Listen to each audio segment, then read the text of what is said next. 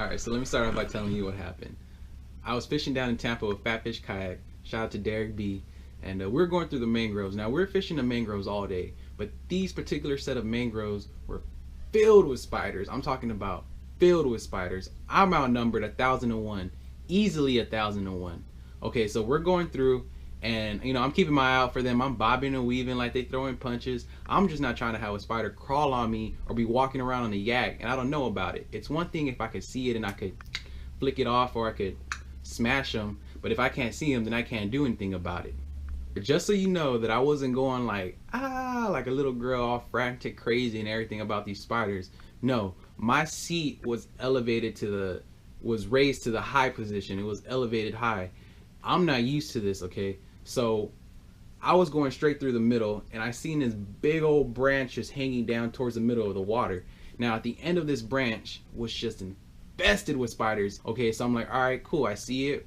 Once I get to there, I'm just gonna duck and kind of tilt. But I completely forgot that I was raised to the high level on these feel-free kayaks. So once I approached that branch and I tilted, well,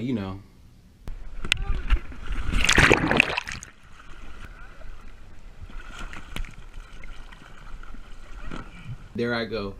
Everything into the water. I flipped over, all of Derek's stuff floating everywhere. His fishing rods actually sunk into the water. I felt bad. I had to jump back into the water just so I could try to search and find whatever I could.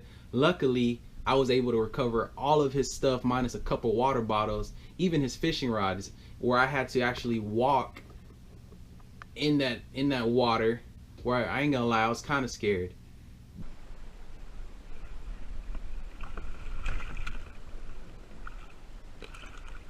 But Derek assured me that I was like 90% safe, that there wasn't a shark or a crocodile or anything like that in there, so I was cool. So I was kind of feeling around with my feet on the bottom of the water. It was only about 5.5 feet, and I felt it, arched it up, grabbed it with my hand, and threw it back on the yak and jumped back in. Got it. Yeah. Then we grabbed a fresh bottle of water and rinsed out his reels, all the salt water and all that yunky stuff out of there. And then I remembered, I was like, oh crap, what happened to my phone? Luckily, and I mean luckily, I purchased this little waterproof pouch that it's kind of like a lanyard that wraps around your neck, or you could disconnect it and just, what I do is disconnect it and just place it in my pocket.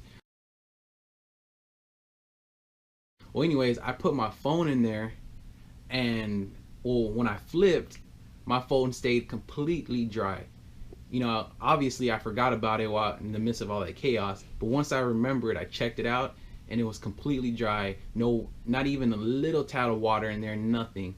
And so shout out to Amazon, shout out to Joto. It's a foreign brand obviously, but shout out to them, because if it wasn't for them, and if I didn't purchase that before my trip and I would have just placed my phone inside a little sandwich bag like I usually do, my phone would have been completely destroyed. Even though my phone is water resistant, we all know that the phone would have been messed up. So let's be honest. Anyways, shout out to y'all, because this cheap little, where is it? That cheap little pouch saved my phone. But for real though, just because I say it's cheap doesn't mean it's cheaply made.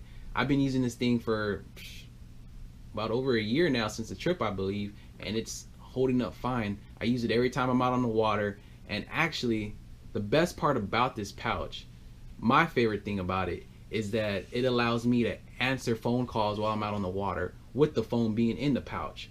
It doesn't, and while I'm on the phone, the reception is clear. It doesn't sound all staticky. It doesn't sound like no, I could hear them fine, they could hear me fine. And another thing that I like about it is that I can actually take photos or little, Instagram videos with my phone inside the pouch while I'm on the water. Been a long day. Finally got me a keeper snapper. It's getting hot out here though. Don't have to worry about it getting wet or anything like that. And if I accidentally drop it in the water, which I pray that I don't, because then I would have to go jump into the water just for my phone, but I know that the phone would be completely dry. So Yeah, man. It was just a crazy time.